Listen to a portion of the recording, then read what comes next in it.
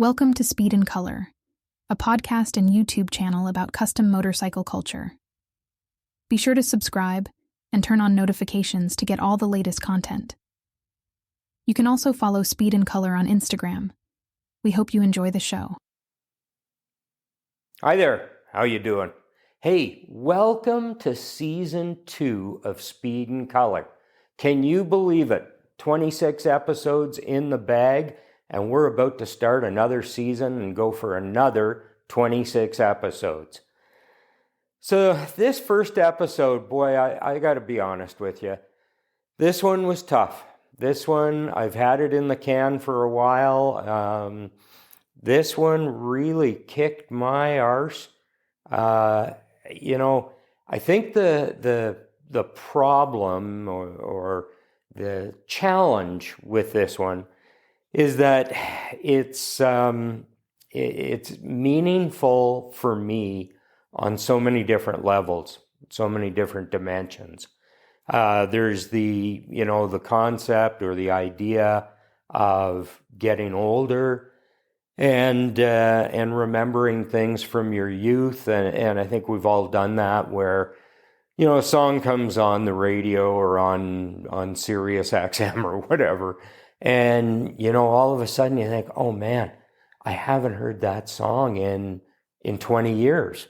And it meant something to you. It was something you listened to. Or, you see somebody somewhere that you went to high school with and, you stop and you have a chat and it's really good. And it's great to see the person. And you think, wow, that's, 30 years ago or whatever it is for you. But there are those things that we come across, and I don't want to give away too much of what we talk about in the episode here, but certainly the Wall of Death was very much like that for me, where it was something that hadn't been on my radar for years. I hadn't thought about it, and all of a sudden there it was in front of me, and it brought back all these memories from being a teenager. Oh, excuse me.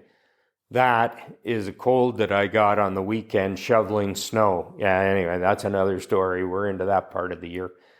But anyway, seeing the Wall of Death and all those memories from being a teenager. And wow, it meant a lot. And then to find out that there's a real Canadian tie in the current Wall of Death and what the Ives brothers are doing. And,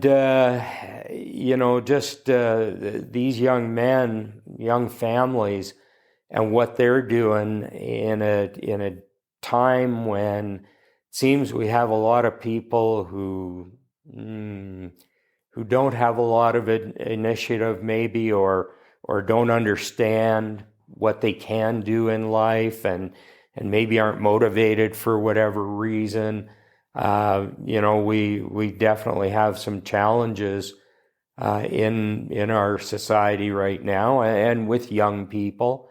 And here's young families that are going out and making it happen, and they're doing it. They don't know they can't. They're out there doing it, and I'm inspired by the drive and the initiative there. So lots of things came together on this, and I guess the conclusion or the result of all of this valuable stuff was that I just didn't feel that I was going to do this justice, and I still don't.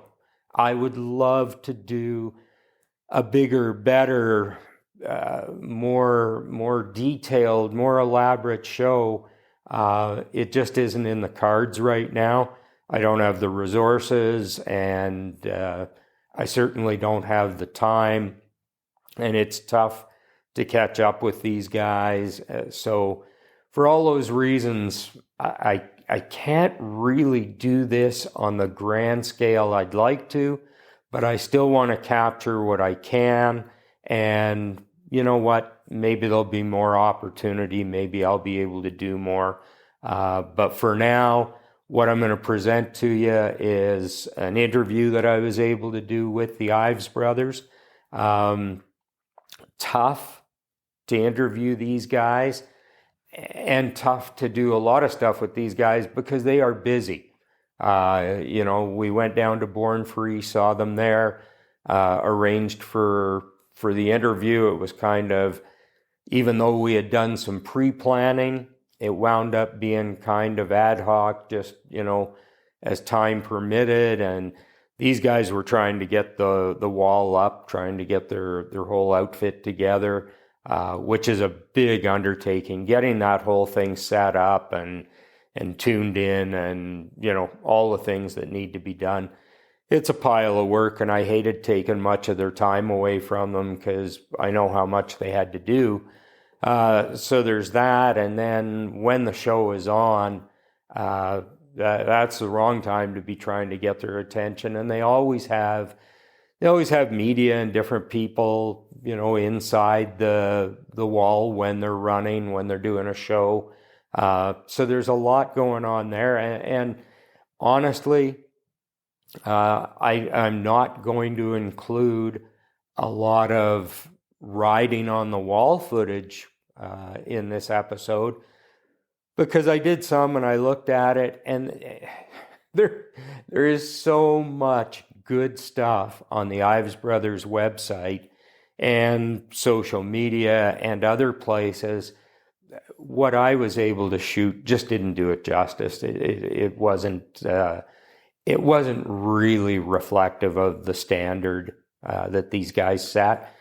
So I just looked at it and I thought, you know what, I can bring my story, I can bring the interview.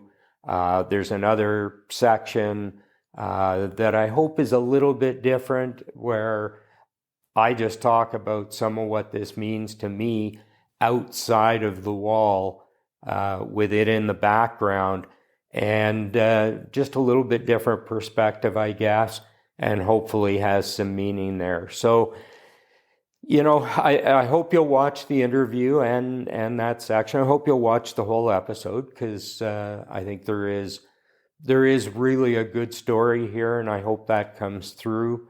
I've been absolutely privileged to get to know these guys and to catch up with them.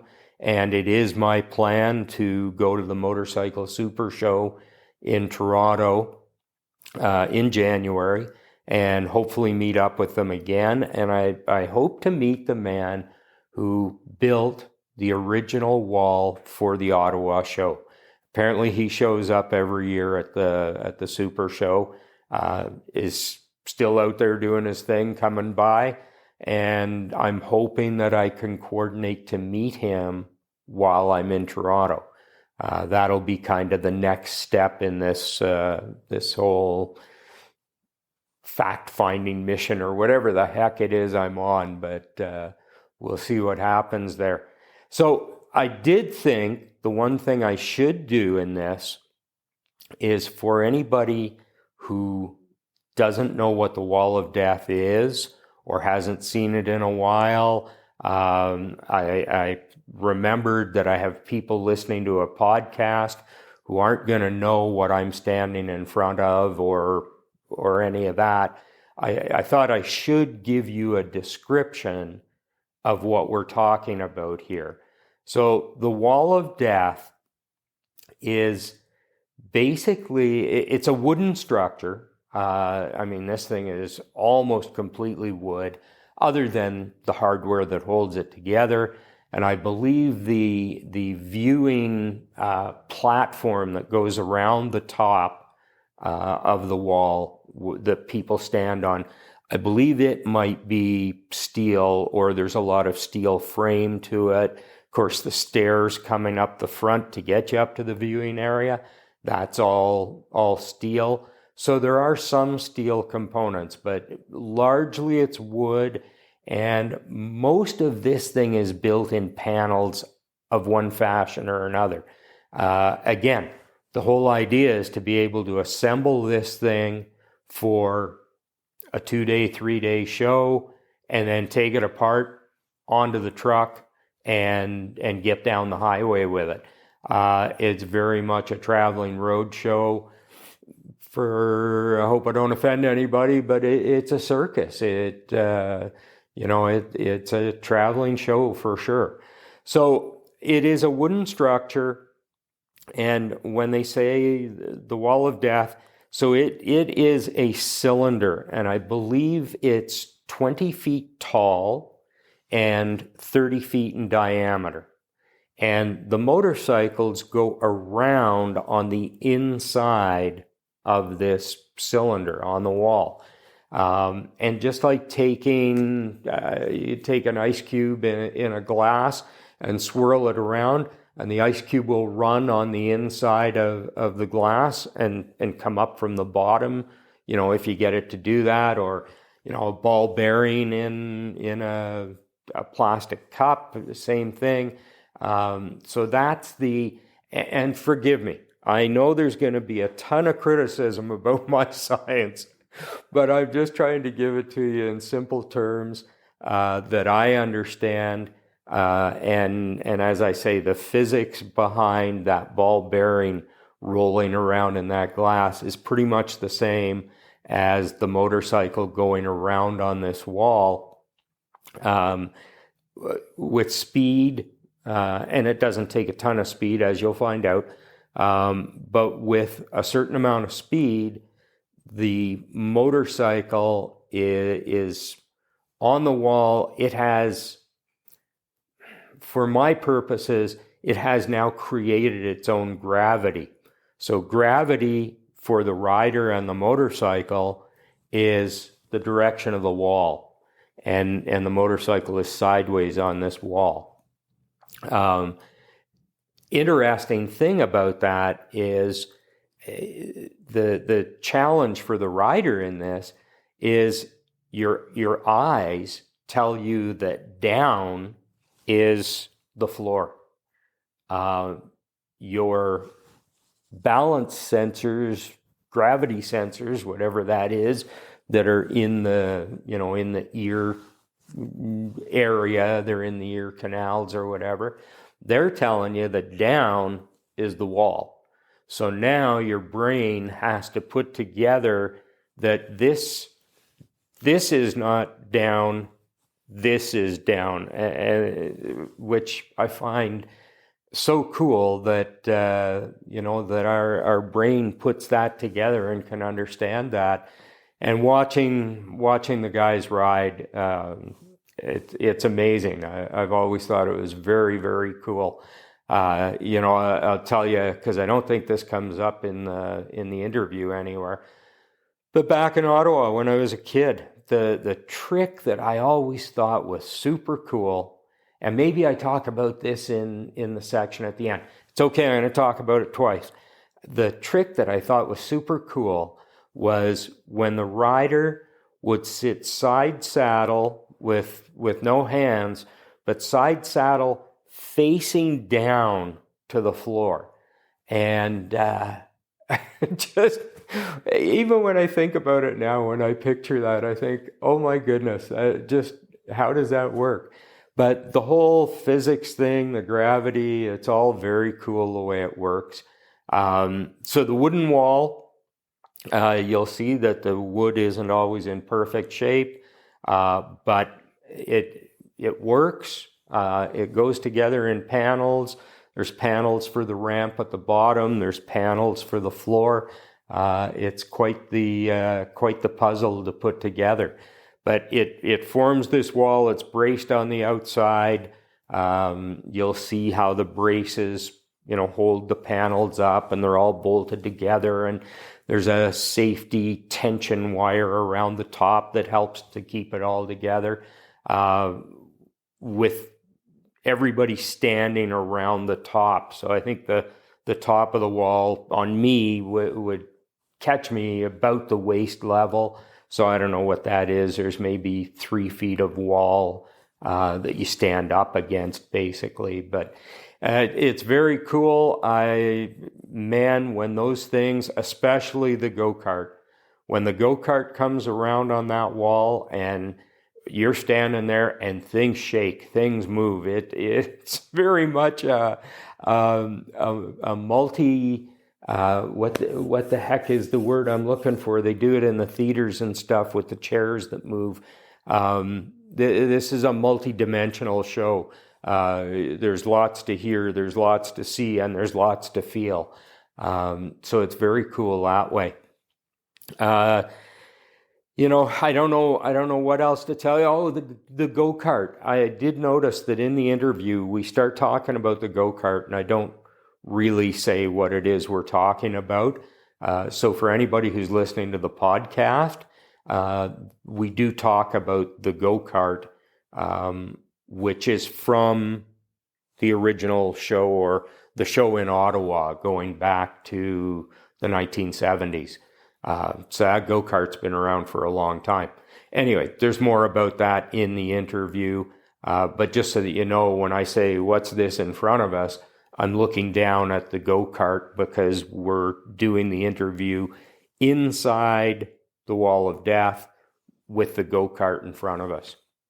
Yeah, that's pretty much it. Like I say, I wanted to do this justice. I don't believe yet that I am, but I hope you'll enjoy this. I hope you'll enjoy the story, and I hope you'll appreciate how this came to me, how this comes through to me. I hope you'll see that there's just a whole bunch of history that came together in this one moment, if you will. So it's pretty special. I got a kick out of it. Anyway, I'm going to shut up and let you watch the rest of this. I want to thank you for being here. Hey, YouTube, podcasts, social media. We're on Instagram and Threads now. I jumped into Threads, so we're on those. If you could subscribe to the YouTube channel, that's really our strength. And, leave us a comment. If you remember the Wall of Death, if you've been to it lately, if you know these guys, whatever you want to share with me, I'd love to hear about the Wall of Death. I'm kind of trying to collect everything I can about the Wall of Death. So there you go. Enjoy the show, and I'll be back with Season 2, Episode 2 in a couple of weeks. Thanks. Okay, here we are at Born Free in California at the Wall of Death with the Ives brothers. And I cannot tell you how excited I am to be here with these gentlemen. This is just so cool to be standing inside this thing. I never thought I'd be here. The guys I'm with are Kyle and Cody Ives. Super guys. I got a ton of respect for these guys. Man, they have done so much in their young lives, and continue to do so much. And I mean, these guys just grabbed life by the horns and rode it, and they're still riding it, and it is very cool what they do. So we're going to get to know them a little bit. We're going to get to know a little bit more about the Wall of Death, or in some ways what I'm almost thinking is the Wall of Life. But anyway, we're going to talk about it some more. First, though, can we get to know you guys a little bit? Can you tell us a bit about yourselves, where you live, that kind of stuff? So we're originally from Sarasota, Florida.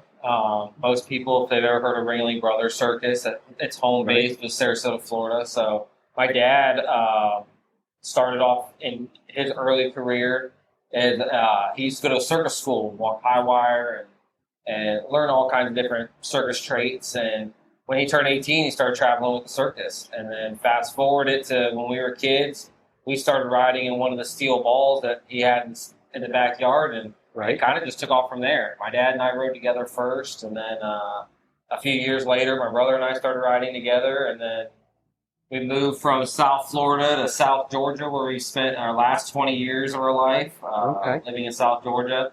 So the humidity out here is kind of, we're used to this heat wave that we got going on out here. But we grew up our whole life riding motorcycles and just trying to figure out how we could turn it into a living. And and racing got expensive.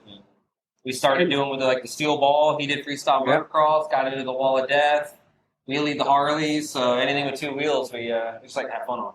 And if I read the story correctly, your dad was in the circus, a part of the circus somehow. Yeah. So he was the lead. What did he do? He was the lead man on the 7-man pyramid when the Great Wallendas did the 7-man pyramid and they fell.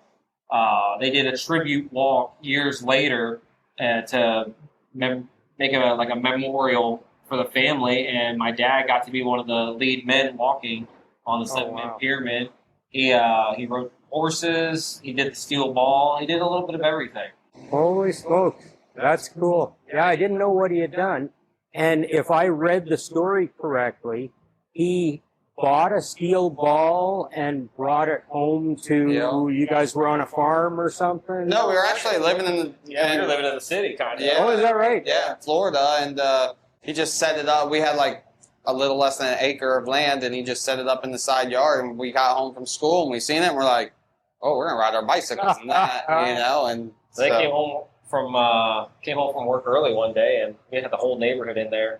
Me, my brother, my cousin, all of our friends, and we're just pedaling our little hearts out inside the ball. And then I turned 8 years old. My dad got me a dirt bike, and then from there he taught me how to ride in it with the dirt bike. And he got in there and rode with me. And then we put another guy in there, and then I trained for like a year before we went on the road with our first circus, and then just been traveling ever since.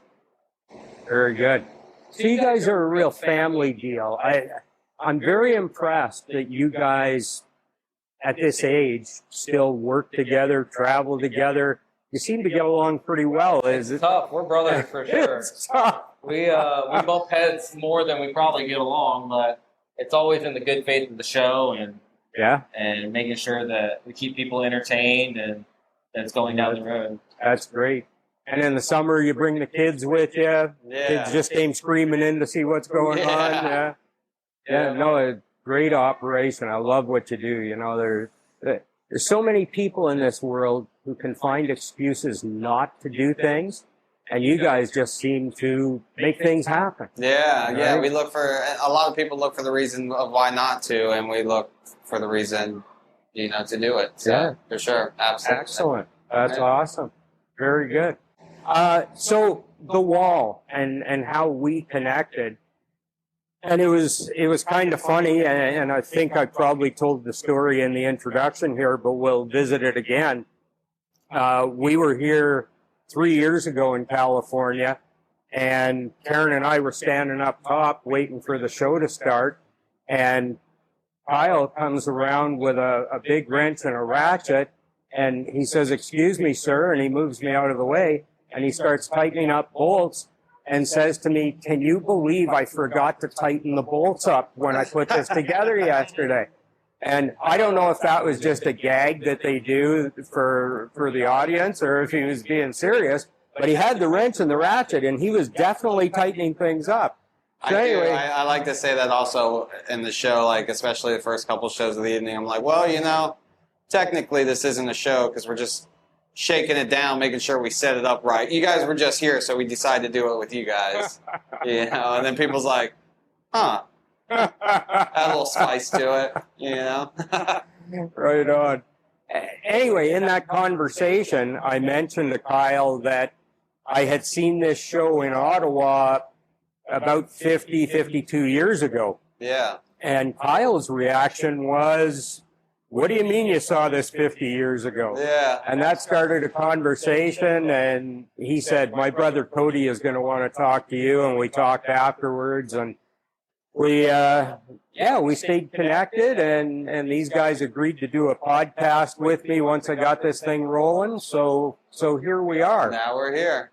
But the connection to Canada is it's obviously one of the big factors behind coming down here to talk to you. So this wall, you tell us, what are the parts that are tied to Canada here? Well, so when we first started, we leased a wall that was from Canada, that was built from a man out of Toronto, and we used that wall to learn and to master our craft, if you will. And then when we got to the level of we needed our own, we built our own. And then we saved some of the history from the Ottawa wall, which is like these red boards here. There's some hooks up top that hold the safety cable, the cables that go around, and the middle bolts that hold the walls together. All come from that wall. So, and I think you told me that you had one section that was from that original wall that you possibly at that time, 30 fashioned years ago, the others off of. Yeah, made them. yeah. It was probably the door at that time. I think the door would have been the last remaining piece that we would still use. Okay. But slowly, as we've been repairing, we. But you are correct. Modified. We did. Yes, that's basically how we got the diameter. Yeah. And the blueprint of this our wall. gauge, if you will. Yeah. Yeah. The blueprint from this wall was we mocked it off of that wall. Yeah. I mean, even the ramps. It's so cool for me, and that's what makes it exciting. Is I saw these when I was like 13, 14 years old. Yeah. I saw guys riding on this exact stuff. Yeah. That's a very cool feeling. This getting old thing is not all bad. There's some cool things that happen, but that's neat. Good. And you also mentioned to me, I thought it was cool about the wall that the Canadian wall did not have a panel 13. Yeah. And Cody, I think it was you who mentioned that the panels are numbered so that you put them together in the same order. Let's say that's the panel right here behind us. Yeah. Okay. It would be this panel. And you guys do have a panel 13. You're not afraid of that, right? Yeah. I still think it's actually panel 0. Oh, is that right? I was 12, so that was 0. No, that says 13, but yeah, here's 0. Oh, okay. So yeah. Right on. Right on. Just starts all over again. Yeah. So the Canadian guys had a superstition about 13 and refused to label a panel 13. Well, a lot of hotels, you don't even see a 13th floor. Yeah. Right. Right. Yeah. I'm not really sure what it was, what really the jinx was about it, but we run a 13. Yeah. There you go. Kind of cool, though. This is an interesting piece and story. Yeah. Tell us about this. So this is actually, the frame of this came from the Canadian wall as well when we inherited all of the equipment from that. Right. And then over the years, we've gotten different things, wheels, tires, engine, and steering wheels and stuff like that. But the frame itself is kind of wall of death tweaked, it's just perfect for what we use it for. And yeah, it's just a fun little tweak of the show that kind of separates the motorcycle scene from people just enjoying what we're doing here. And, because you don't necessarily have to be a motorcycle enthusiast to enjoy the show, right? So this go-kart is, give or take, 55, 60 years old. Yeah. And this is the one that you start the show on, it's probably about 40 years old. But yeah, it's one of the first things we do. Yeah. Okay. Every show. And then there's a motorcycle involved in this too. And that's been a part of almost every show we've ever done. Yeah, my Honda. Is that right? Yeah. Your Honda. Yeah. And what is it? It's a CB 125. Okay. Yeah, all reliable. And that came from the Canadian wall as well. That was the first bike he learned how to ride on. Yep. And is that the one that you collect the money on and throw the T-shirts away from? Okay. Yeah. Cool. That's it. Yeah. Very good. That led me to something else that I was going to ask you about.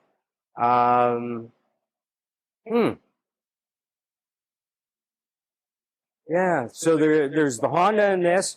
What else have you got in the lineup for on the wall? So I ride a 75 SX Harley Davidson. Okay. It's a little 250. And then Kick and Wing has a 81 CB 125. Similar to Kyle's. We have a 1953 Harley Hummer, but since Kick Wing's in here with his bike this weekend, we leave it out.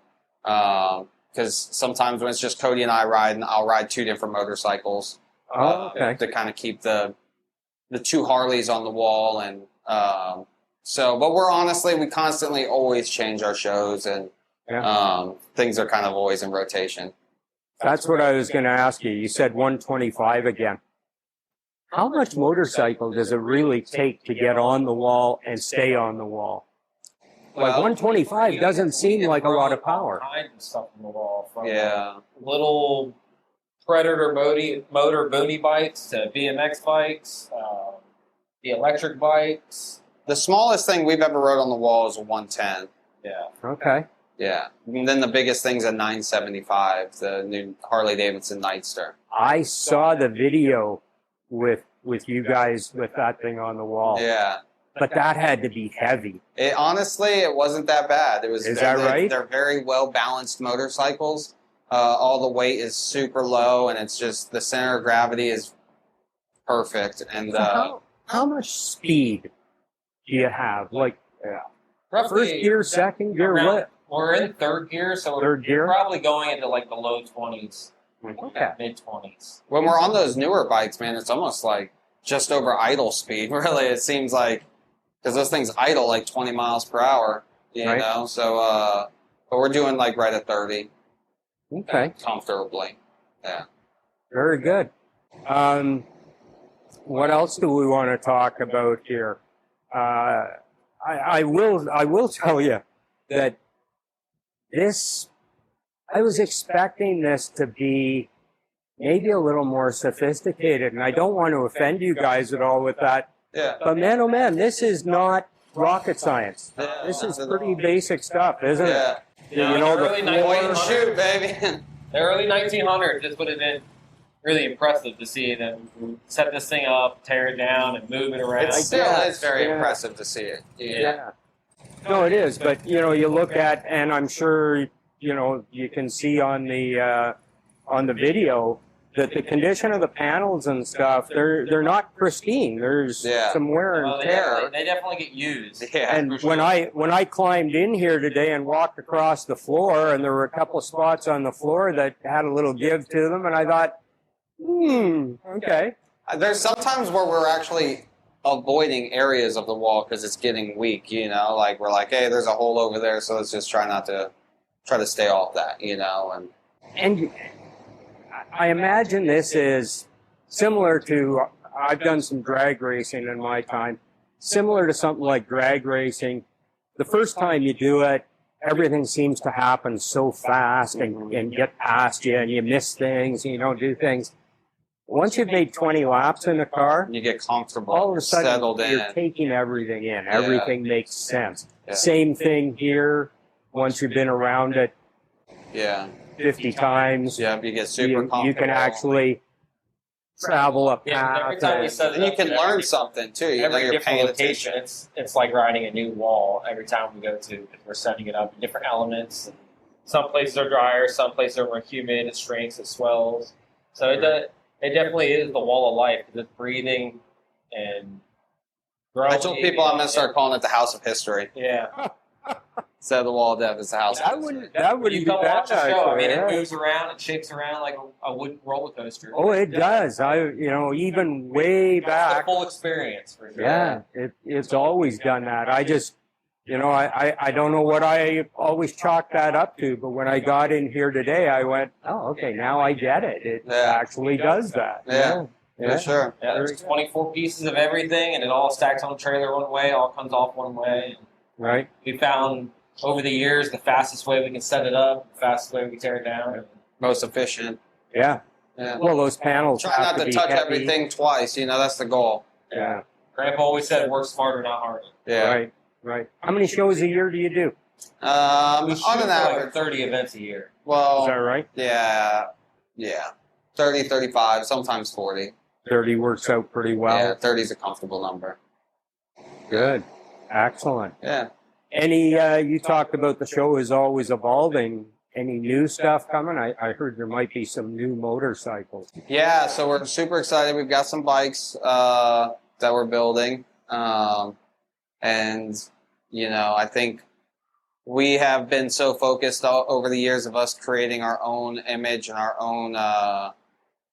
own written path or history, if you will, of the Wall of Death and being a part of it, that we left out a major part. And we're excited to add that back in, which happens to be some motorcycle history. And, you know, so we're going to have another piece that just kind of puts the puzzle together a little more. And we're excited to be bringing that along. We're making some upgrades to the wall, and just slowly, surely inching our way to, you know, some cool new ideas. And we've got some lights and things that's being talked about. And yeah, it's going to be cool. Yeah.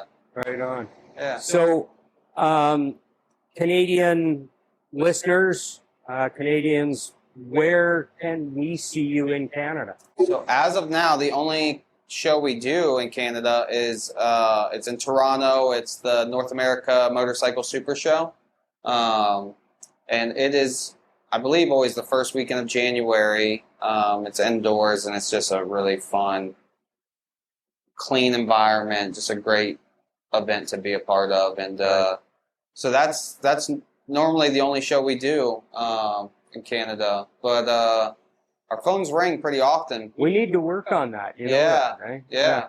The problem is we got this damn winter thing we have to deal with. But Yeah. we'll Well, see your what we can guys' do. buildings up there are big. Yeah. They're used to doing things indoors, so. Yeah. That's true.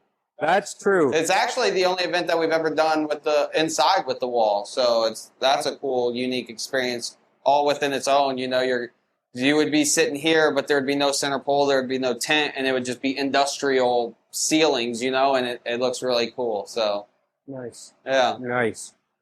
Okay, well, you know, I could keep you guys here for a couple more hours and just talk all about the history and everything. Yeah. I'm not going to do that because you got to be ready for shows tomorrow, and you got some work to do yet. Yeah, we've got a couple more hours. We're getting things wrapped up. Yeah. Yeah. But before we cut you loose, do we need to mention sponsors, websites, social media, anything? If you guys get a chance, please check out our sponsors, RX2 Motorcycle Law. Maxwell Oil, Peak Designs.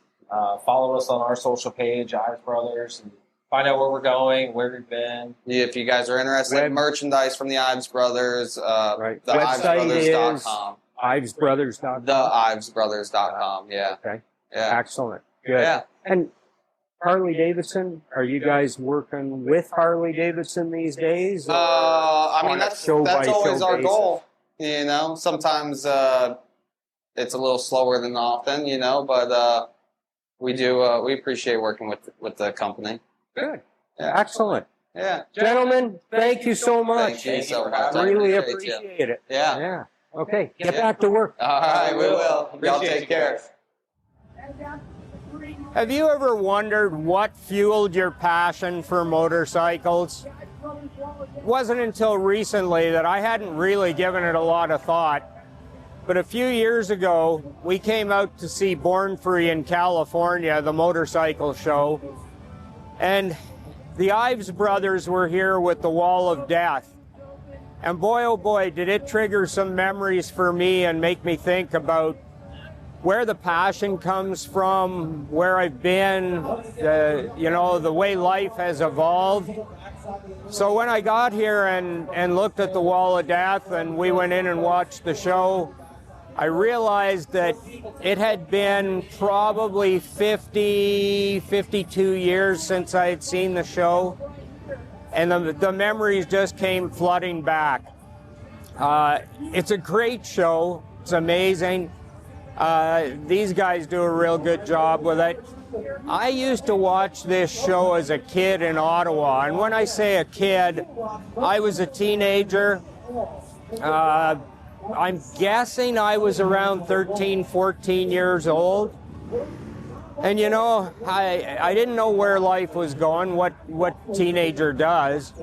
But I used to go and watch these guys, and you know, the guys with the beards and their dirty jeans and their t-shirts, but it was life on the road. I mean, these guys traveled with this crazy wall of death, and you know, I took the wall of death a lot more seriously as a teenager than I take it now. Not to say that what they do isn't serious, but you know, it had more of an allure to it or whatever, I know that. But you know, I used to go and I would watch these guys, and it wasn't just my passion for mechanics and mechanical things and motorcycles that got ignited, but it was passion for a lifestyle, a sort of freedom, maybe a little bit rebellious. It was very cool what it did. And, you know, the show has changed a bit. Obviously, riding on the wall is still pretty similar. But I remember in Ottawa, one thing they used to do is they had a platform out front, similar to what the guys have here. But on that platform, they had almost like a dyno setup. I don't know what you'd call it. It was rollers, but the front rollers and the back rollers were tied together. So when you put the motorcycle on it, the front wheel was spinning with the back wheel. It was really cool. And the one item I remember that was so neat is they had one of those old mechanical sirens. Sounded like one on a police car, and I've never looked into it, but maybe the police cars were these mechanical setup. And it had a long spindle mounted on the front of it, and it had handles, and the thing was painted red.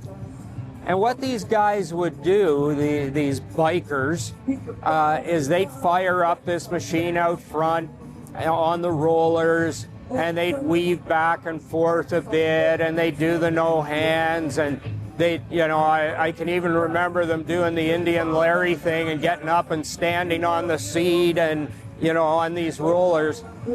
But they would, to let everybody know the show was going to start, they would take the siren and one guy would hold it to the front wheel to spin it.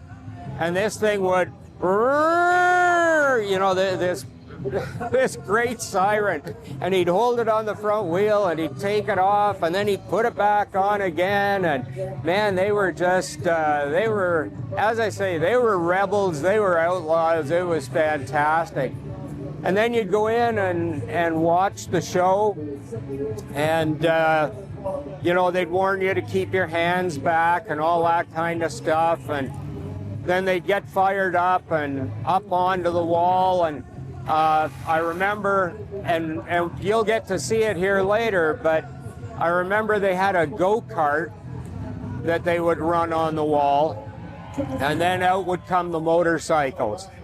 And they would go around that wall, and I just thought it was the coolest show ever.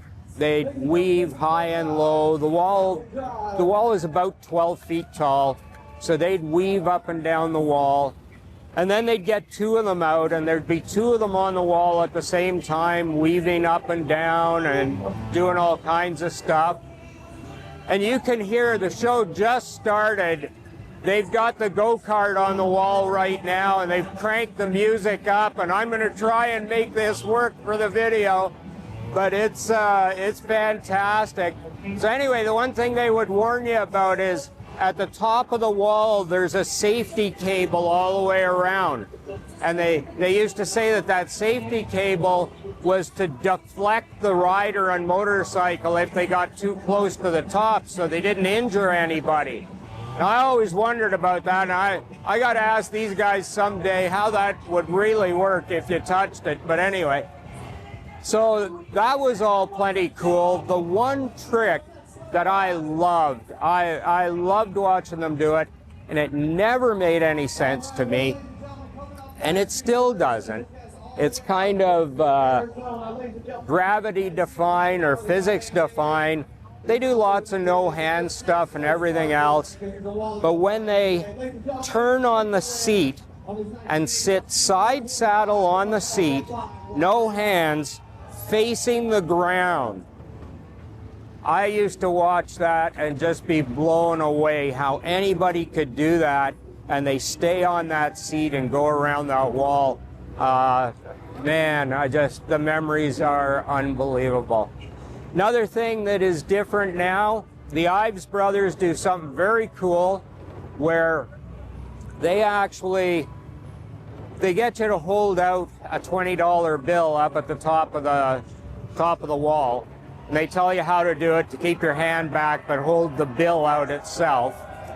And I believe it's Cody, they probably both do it, but they ride around and they come up to the top of the wall and they grab the bill out of your hand and they ride down to the bottom, and somebody in the bottom of the drum throws a t-shirt to them, and they come back up the wall with the t-shirt, and they pick the same person out who just gave them the bill, and they throw you a t-shirt. It is spectacular. I can't believe it. And I can't believe that they can actually not remember, but going around like that, how they can pick out that same person and throw that t-shirt to them. It's fantastic. The difference there is what used to happen in Ottawa is at the end of the show, they would ask people for donations for injured and deceased wall riders, guys who were either injured or died on the wall. Now, I don't know how many people that is. I'm guessing it's actually not very many. And it was a good story, and people threw a lot of money down. Then they would collect all the money. Back in, I mean, we're talking early 70s here.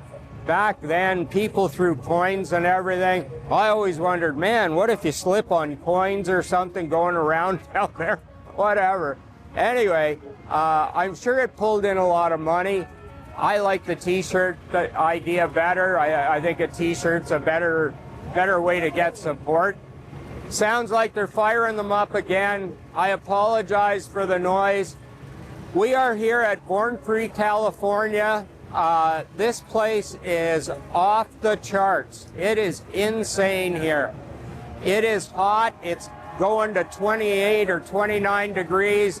That's Celsius. For our American friends, 30 and 30 is 60, minus 6 is 54, plus 32, 86 Fahrenheit. So you're in that 86 Fahrenheit range. Anyway, fantastic show. I wanted to record this right here with all the noise and hoopla and everything else. We're going to get this all tucked away, and we're going upstairs for the next show, and I'm getting a t-shirt, baby.